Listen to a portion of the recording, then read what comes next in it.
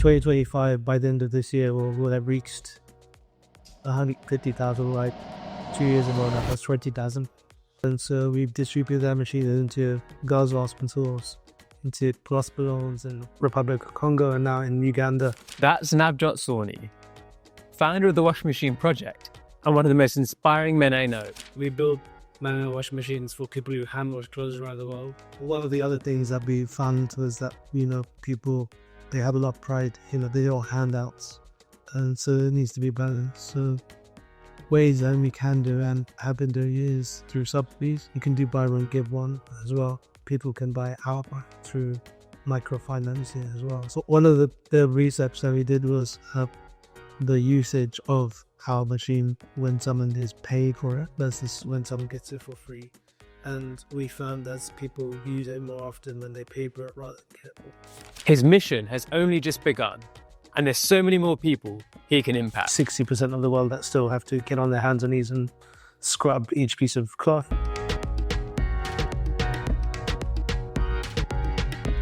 Great to have you back here again.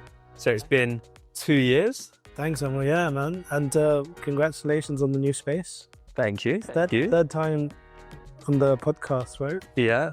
And for those of you who don't know, so Nav is the founder of the Washing Machine Project. He's done incredible work for like 8 years. Well, yeah. Yeah. And if you want to hear his origin story or where it all came from, then go back to the previous episode. We'll link in the show notes. But for people who don't know about the Washing Machine Project, where are you today? Like, what does the Washing Machine Project do in 2025?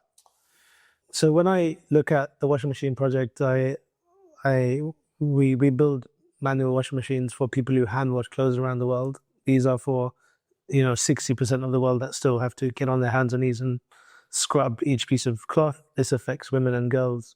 But I think over the last 2 years, what's changed is that we've really realized that this is more than the machine. It's more than the kind of metal drum that you crank handle. It just, the impact that it's created and the lives that it's improved and the businesses that have come out of just that machine.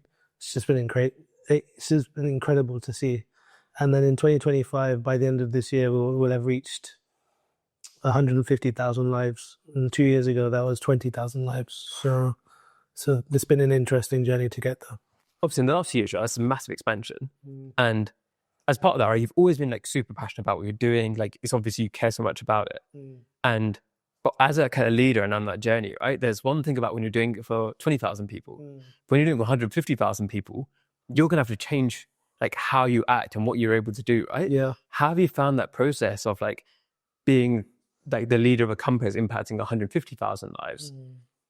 Have you had to change in any way or grow in any way to step into the role you've got today? Yeah, absolutely. I mean, well, when we met 2 years ago, we were a team of 3 people. Now we're a team of 17 people. We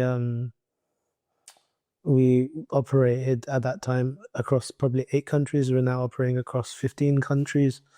And we're now opening up a manufacturing facility in India. So that's the big news that we're announcing this year, is that we'll manufacture 10,000 units a year in India, closer to our users. So I feel like on a personal level, I've changed a lot. Like a lot of my focus has now been, I say champagning campaigning, even though I don't drink.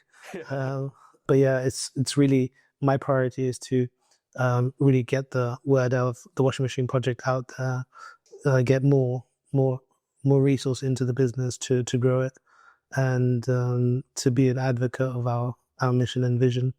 And we've got an incredible team that are working around the clock to make it happen, basically. So that's been the shift. Because I've seen your schedule, man. Your schedule's crazy. And you've got a huge amount of travel as part of that too, right? And you say champagne and campaign, but it's like you're just going around like chilling on beaches and stuff, right? You're constantly giving talks. You're constantly in different places all across the world.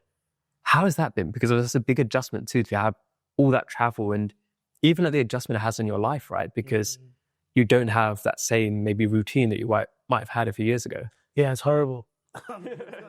It's relentless, and there's late nights, early mornings. You miss all types of family and friends occasion.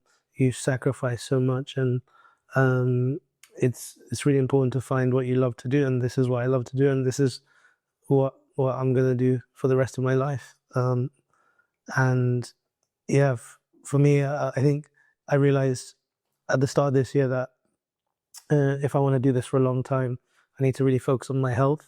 So that's been really nice to focus on whilst I do this kind of relentless schedule and traveling and talking and meetings and trying to be present for my team at the same time, which, every leader makes mistakes as well. So it's been an interesting mishmash of things. Because one thing I struggle with, right, is just the sheer number of people I meet, and you probably meet more people than I do. Yeah. And like I said, you're meeting all these people, you want to try and be present with them. But at the same time, it's so overwhelming, right? How have you adjusted to that in terms of like trying to build relationships with so many people and try to advocate for your mission, while also having the very human thing of sometimes you just want to hide away and just chill out, right? Yeah, it's important. I think when I'm home and I'm not traveling and not working, I'm with my family first and foremost, and just spending as much time with them as possible. So my life away from work is actually quite boring, which is a good thing. I struggle with that sometimes because, when you're going 100 miles an hour and then you stop, it's like, whoa, you feel it. But then you're kind of ready to go at work again. And for me, I used to feel like I need to reply to every single message. I still get hundreds of messages, a week from people that want to support and they want to help in one way, shape or form. And that's incredible. And we're so humbled. And I've kind of taken the pressure off trying to respond to every single message, which is the nature of what we have to do. So yeah, because we have some tips. A similar thing to a much more extent, but what I've kind of done now is have autoresponders everywhere. And I think the way you can make processes into it as much as possible, and it's hard because obviously with your personality and the way you are, you want to thank people personally. Yeah, I think for us it's really important because people get the mission and the vision, and we want them to encourage to support in one way, shape, or form. And the best way to that is through human connection, which is counterintuitive compared to something like an autoresponder, but you have to do it. Yeah, I think it's also the people who truly believe in your mission will understand that you're busy because you're doing the mission. Yeah. And if they want to chat to you, then it becomes like, do you want to chat to them because it makes you feel good? Yeah. Or is it because what's best for the mission? And like you said, like you got to put the mission first. Yeah. If you're spending all your time responding to people means you're doing less of the mission, then that's taking you away from the whole point of it at the end of the day, right? And I think the closest people and the best people will understand that. And they'll understand you're busy because you're like actually doing the job that gets you to where you are, right? And that's how I try and think about it, is like the best people will be like, okay, you're busy because you're doing the work. Yeah. And I think when I first started out, we used to say yes to everything. Like I'm the biggest sucker when it comes to FOMO, fear of missing out. I say yes to everything. And I think my team, who are sometimes way more experienced than I am at this kind of stuff, say like, hey, it's okay. We don't need to do this anymore. We don't need to say yes. And that's been really difficult journey for me to understand, but it's been incredible because we focus on what really matters and what's going to really move the needle for that 60% of the world. Because recently as well, you've announced some pretty cool partnerships with other organizations doing cool things. How has that been? Because you weren't doing as much of that before, right? It's a new area that you're growing and using other organizations doing similar impact work or similar kind of values to you. And I guess has that method been working for you? How have you found that strategy? Yeah, so we have a corporate partnership strategy, and we did announce it last time we were here, but we're very much in the kind of third year now of the Whirlpool partnership now. That's going to reach another 150,000 lives together over the next 5 years, which is incredible. This year we announced a partnership with Jaguar Land Rover, which has been great in trying to figure out what we do next to get to 1 million people by 2030. And then our audience has grown by 150,000 people. So we've got lots of really interesting new followers, and that's allowed us to have some really great brand partnerships. So recently we launched a cause-related marketing campaign with Wooka, who are the period wear brand. Great founder, Ruby, who's been on this podcast as well. She hasn't been on the podcast yet, but she spoke at one of our events. Interesting. So yeah, that's I need to get her on. Yeah, I think it was like a calendar alignment thing where it's like hey, you free now? No, sorry, not yet. You free now? Not yet. She's very busy, but yeah, doing incredibly well. Ruby, and then we did a pop-up with Tala on Carnaby Street, which has been great. And there's some really, really cool stuff that hasn't been announced that we're going to be doing by the end of this year. So some really interesting products that you probably eat yeah, in the future. So yeah, you'll hear more about it. And you mentioned there about that you've grown the audience quite significantly, right, as well? Yeah. And it's something which you've done different things in order to grow the audience. And obviously, we see your social media and the different things you're doing there. Mm. How have you gone about that strategy, and how you thought about a way to obviously get more people to find out about your mission and then hopefully support it? Yeah. Well, one rule we have is that we don't use ads. So that's really interesting. So we wanted to drive organic traffic, and we hired in some really good experience. So Rabia handles our socials. She's incredible at what she does. And the third thing is that, we really wanted to cut through, because there's so much noise in the world. This is a really unknown issue. It's very niche as well. So how do you bring alive a problem that someone that we're speaking to has never experienced before? So we do that by kind of creating scroll-stopping videos that have a bit of purpose, and there's a bit of a message behind it and a call to action afterwards, and that seems to be working over the last year. And we've got some really cool, fun things planned for the next year as well. You say you've got a niche, right? But it's, niche. You said it's 60% of the world's population, right? Yeah, so true. It's one of the things where maybe people in the West or people in different countries don't fully understand that. But it's not a small niche. It's a niche that, like you said, hopefully everyone should understand and everyone gets the scale of that problem. Yeah, and it's universal. I've been in some of the most rural parts of America, and people still get it. So no matter what side of the spectrum you are, everyone has to wash their clothes in one way, shape, or form, and it's relatable in that way, I guess. And obviously, when you last came on here, right, one of the things that we stood out, as you said, about how you've got to fall in love with the problem, not the solution, right? And how has that side of things gone? Because you have to keep iterating the product and keep getting it better and better, I guess, as well. How does that process work for you? Yeah, I mean, I actually thought I'd be further along 2 years ago than I am now. So I guess I thought I'd have been further along now than I was. I guess that's every founder that has that frustration, you want to go faster, you want to do more, but actually, it's really tough, especially if you're in the kind of impact space where we are, it's even tougher. For me, I think my team are amazing. I'm really surprised every single day when I come in and they're giving it all. That also gives me a boost. And what makes me fall in love with the problem every single day is seeing our users use the machine. So whether it's Salma, who's now earning money off the machine, she now washes clothes for her neighbors. She's now paying for her education. She's just passed her first semester. You have Aishwarya, the 18-year-old who lives in Tamil Nadu, who wants to be a lawyer. She's now got more time to study. And you have people like Sylvia, who never thought in her wildest imagination she'd have a machine in her life, and she washed her whole wardrobe within the first 2 days. So these are kind of the stories that keep making me fall in love with the problem. But yeah, pivots are important and necessary, and we've not just made a machine, we've started to create services around the machine. So laundrettes, as an example, which came out completely organically when you just started to earn money off the machine. Hello. I hope you're enjoying the show so far. I'm Amardeep Parmar, co-founder of BayHQ and the host of this show.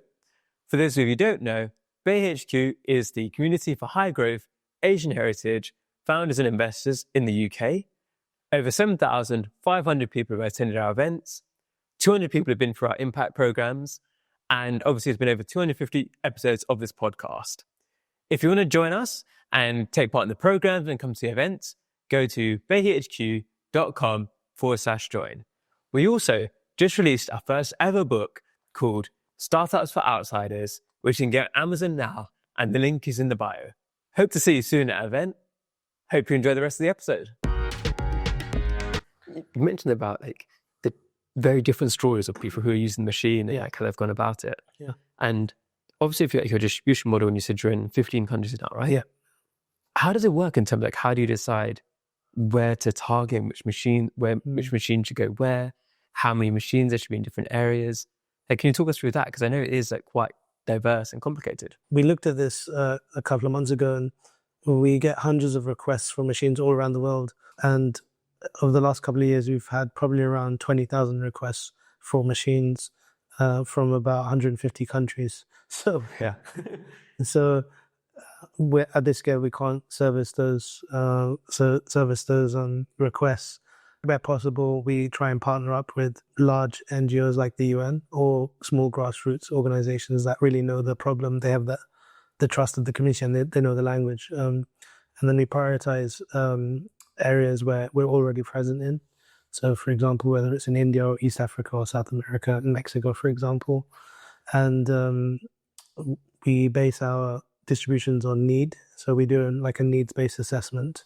And then that's how you monitor impact as well. So a combination of all of those things. But we get the most random requests of, like Dorothy in Malmesbury that wants to buy a machine for her houseboat, or someone in America that's going camping on the weekend that saw our news article on Forbes and said, yeah, I want a machine, so one day we'll be able to service those people as well. And obviously with the social impact side of things, right? And you said some people, so the people you mentioned there, for example, who wanted for lead vote or they went for a camping trip, they obviously, you'd assume they have some level of disposable income, right? Yeah. But a lot of the people who are servicing don't. Yes. How does that business model work as well? Like, is it the charities or where does it all fit into each other? One of the research that we did was the usage of our machine when someone is paying for it versus when someone gets it for free. And we found that people use it more often when they pay for it rather than get it for free. So that was quite interesting. One of the other things that we found was that, people, they have a lot of pride, they don't want handouts, and there's a lot of dignity associated to that. However, their buying power is very low. And so it needs to be balanced. So ways that we can do and have been doing is through subsidies. Corporates have big CSR budgets, and they can pay towards that impact. People also can pay towards that impact. You can do buy one, give one as well. And people can buy outright through microfinancing as well. So easy money installments every week or every month. So these are things that we are trialing out right now. We've been really successful at corporate partnerships and purchasing the machines through big not-for-profits like the UN, for example, that distribute our machines for us. So this episode is going to come out on next Tuesday. It's going to come out before your report comes out. Yes. So could you give us a bit of a teaser on some of that data you've done? You mentioned there about how people use it more if they bought it. What other interesting findings did you have? Yeah, so we're on September 30th of 2025, we're releasing this report. It's called the Global Hand Washing Report, and it really kind of puts together a kind of cohesive understanding of the state of this problem. We bring together all different partners and actors from the field, and the Asian Development Bank, for example, have said that hand washing clothes prevents women and girls from working, studying, and resting, for example, which is really, really important to the prospects of life further down the road. We also found that in Kenya, for example, mothers were saving, I think, 73% of their time compared to hand washing clothes when using the Divya washing machine. We found that they spend ridiculous amounts of money on their soap as well. So these are the kind of interesting findings that we found, and interested to hear more on when you read it as well. Is there any changes you're going to make to the strategy based on that? Yeah, I think as this scale comes online, we're building machines. I think we're going to be selling machines more, and that's what we're going to be focusing our attention on. So those who can afford it, whether that's governments or NGOs that can buy the machine in full and then distribute for free. We always want to try and make the machine as available and free as possible to those who can't afford it. So that's what we're going to be focusing on for the next year. And I think 2 years ago, I was talking about what's happening next, what are we doing? And where we've already started working on things like battery and solar semi-automatic machines. So that's quite interesting future development. And obviously, you started off as an engineer, right? Like, your role has changed so much over time. What do you enjoy the most now?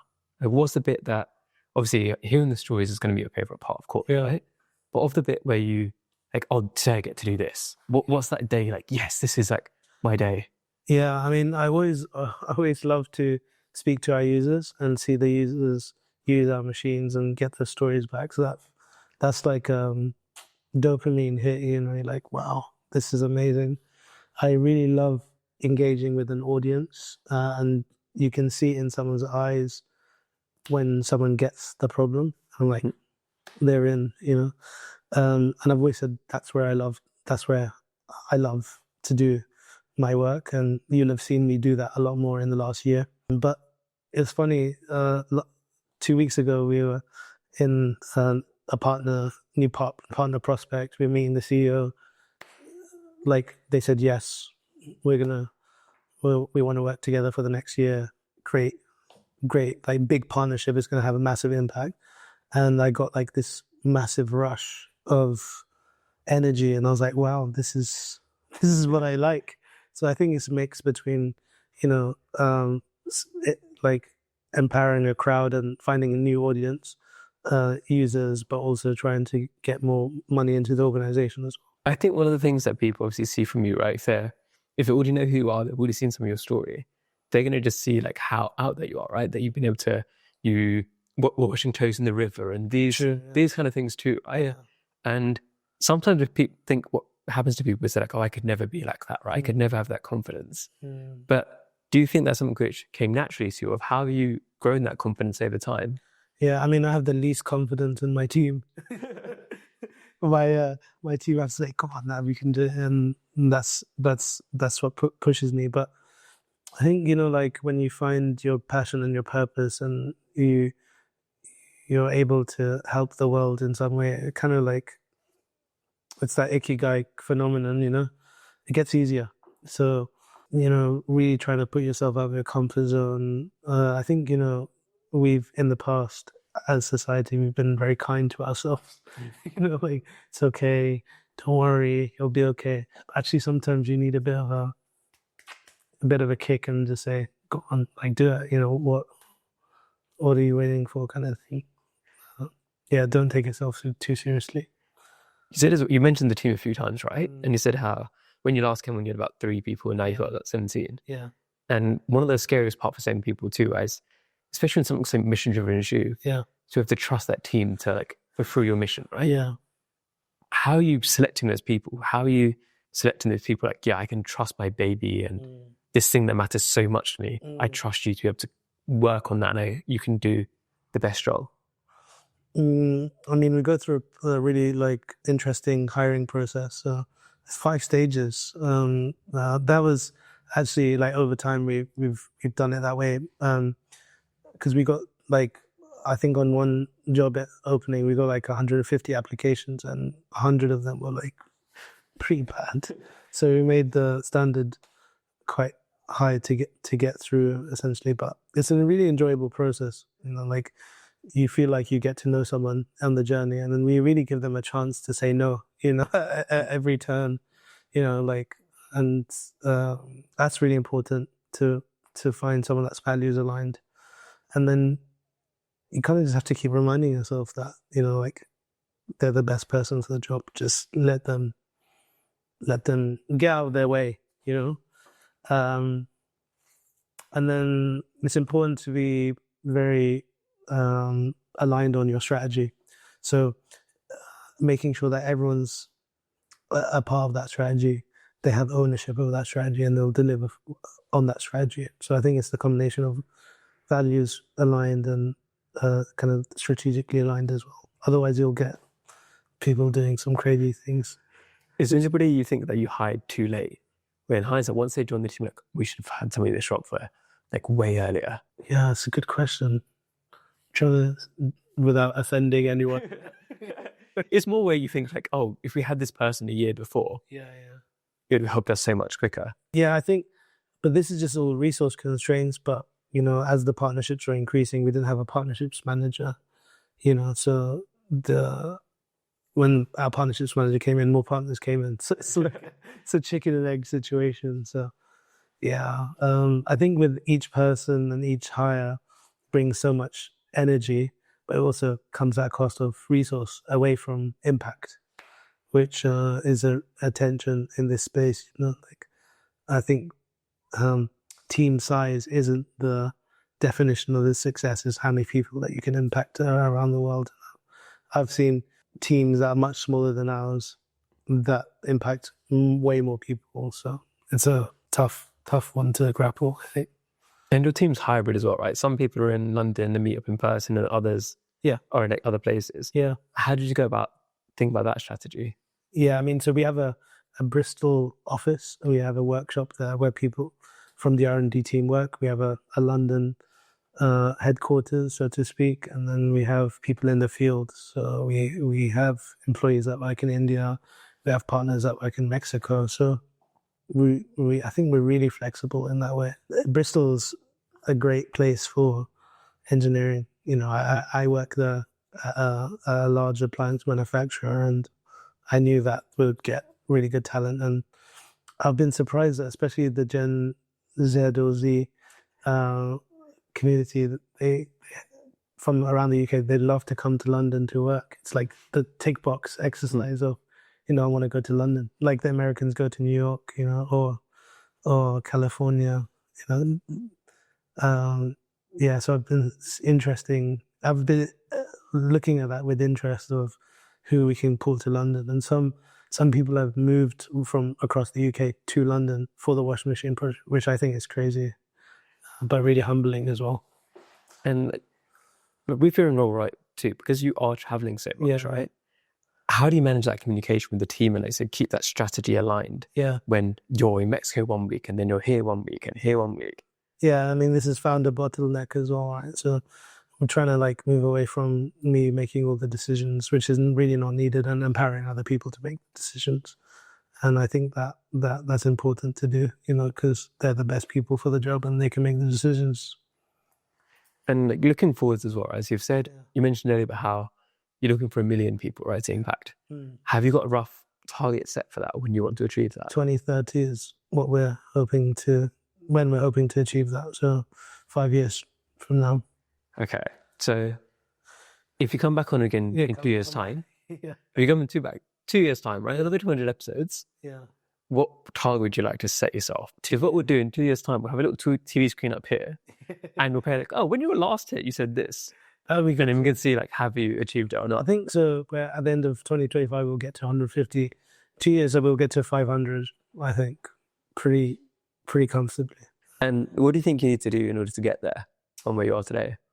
We've been really interested by, we've been recently working with the World Health Organization, and they've been using our machines in hospitals.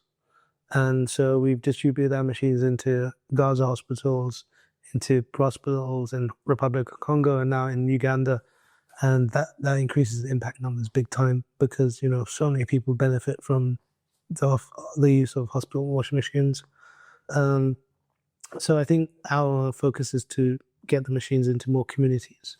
So whether that's refugee camps or health clinics or communities where they share spaces. So that's what we'll do. And you mentioned as well how right now you're prioritizing countries you're already active in, because I'm guessing just like, even from a customs perspective and tariffs perspective, it's just there.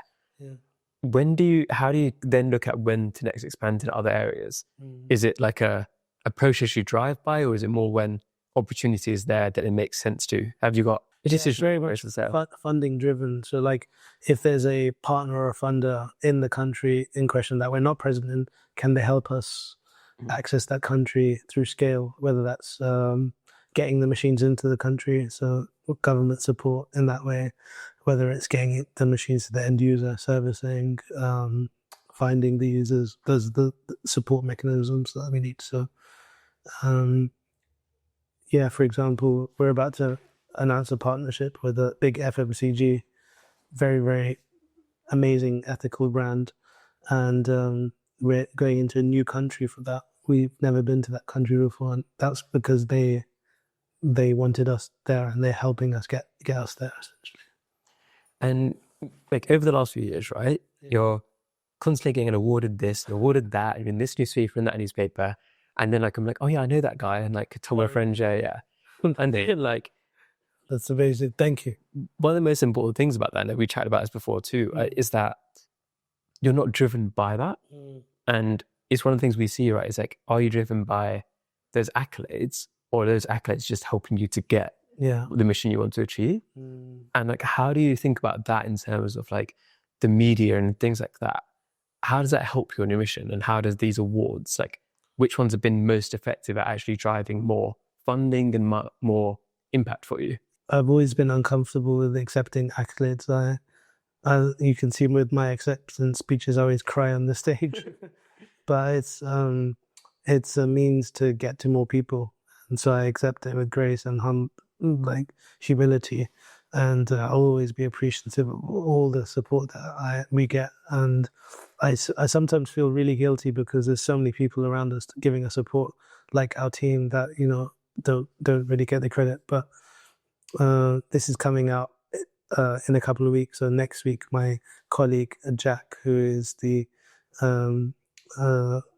team lead in the R&D team, he's getting the Young Engineer of the Year award from the Royal Academy of Engineering, which is a great accolade. It's like amazing, and I'm really proud of him as well.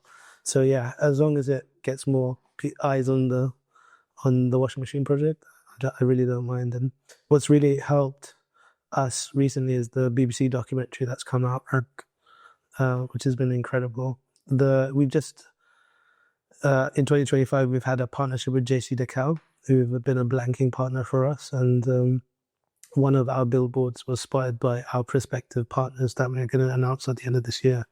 So they were at the station and they saw the billboard, and they went to their office and they Googled us off that billboard. And now that's led to a partnership that will impact hundreds and thousands of lives on a multi-year agreement. So these things really, really matter.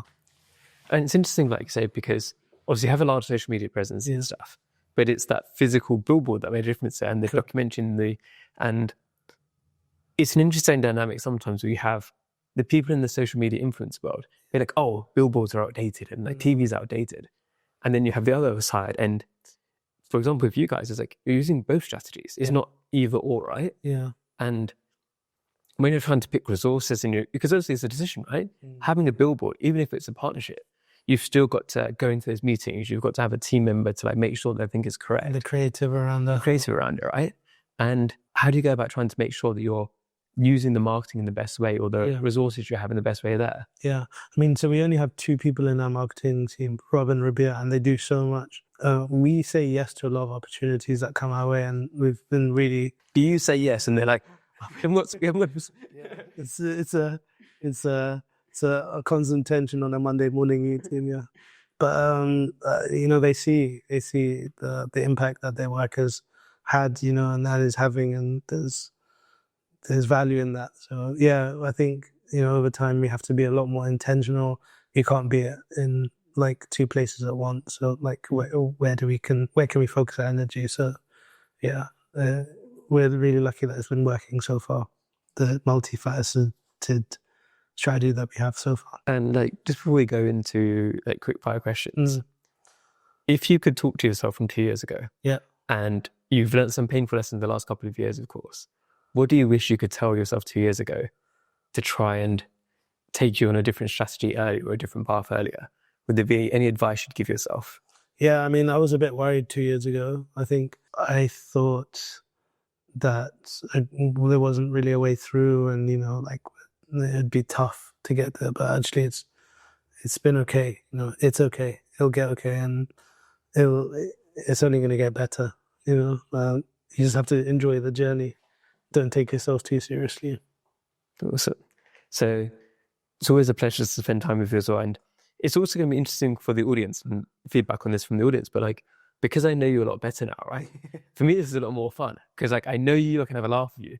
First time I met you, I was basically just like, oh my God, it's so aggressive, right? It's like you have a different perception of people, right? Yeah. And I think one thing I want to get across to the audience too is that like Nav has done incredible work, but he's still just a normal guy. Yeah. So when you think about you want to make a change in the world, don't be like, oh, I can't do it. No, you have to start. Because you can do it, right? Like Nav's a normal guy who worked hard, who cared about the problem, and then he obsessed over the problem and then made a change. But he's done that because he went for it. He could have been like, oh, there's no chance I can change this. This is too big a problem for me. But you didn't do that, and you carried on doing it, and you've now impacted so many lives. I've been surprised at how many people want to help along the journey, you know, like even if it's a very small way, you know, like introducing you to someone or giving us money, you know, very two different things. And people are scared of that, you know, asking for support, you know, and you should, you know, because if your idea or cause is something to get behind, people will flock in their masses to support you. And that's what's happening in the washing machine project. So we're going to quick fire questions now. Let's do it. So the first question, you've answered this before, so you've got 3 new people who are 3 Asians in Britain you think are doing incredible work. I'd love to shout them out. So the first person I want to shout out is a fashion designer. Well, he's incredible, like designer, makes really great apparel. I've worn his stuff in my kind of most recent honorary doctorate ceremony and things like that. His name's Saran Kohli, and his Instagram handle is Saran Kohli label. Incredible guy. And I was at Parliament once, and I was like, I really like your top to this MP, and he's like, yeah, Saran Kohli. It's like, it's so cool to hear that he's doing so well. So Saran's the first one. Isabella Mascarenas is the next one. She's a South Indian by way of Portugal, Goa as well. Amazing lady who used to be the VP of RS, one of our first partners. She's now her own business owner, and she's a consultant.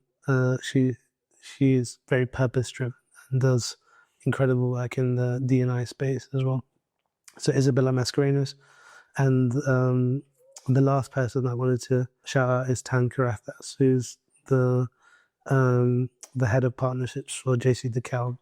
She has done incredible work to champion minorities in business and small business entrepreneurs, and she's created this incredible program called Reach, which is supporting entrepreneurs from minority backgrounds in advertising. So she'll use JC Decaux's breadth and talent and experience to support these entrepreneurs. So those are the 3 people that I want to shout out. Awesome. And if people want to find out more about you and Washing Machine Project, where are they going to? thewashingmachineproject.org and Washing Machine Project on all socials. And is there any way that they can help you, the audience listening? 3 things, I think. Just to tell someone about this. You know, there must be someone in your life that you want to tell this story to right now. Do it. The second thing is to give what you can. So go on the washingmachineproject.org and donate £1. And the third is, if your business wants to support the Washing Machine Project, or your corporate partner, or there must be someone in your ecosystem that wants to support the Washing Machine Project. So make the introduction. Awesome. So thanks so much again for coming on for the 3rd time. So I wasn't bored of you now. No, you can't get bored of you. You're going to be back on again in 2 years' time. for the million. For the million, yeah. Well, no, you'll get the 500K in 2 years, right? We'll see. 500K in 2 years, and then what year is it? So then I get you on again for 2030, and that would be the... Yep. Cool, if for 2030, that would be like episode 1000 or something like that. But That'll be good. You should tie it up. I can't count years, but it'll be a lot of episodes by then, right? Yeah. But there's so much, again, for coming on. Any final words, anything you want to share? Fall in love with the problem, because the solution always change. And thank you to you, man. You're incredible. To spotlight Asians that are trying to do good is incredible. You're doing an amazing. You're doing incredibly well, and to see how you guys have solidified your messaging and, reaching more people. Great to see as well. So thank you.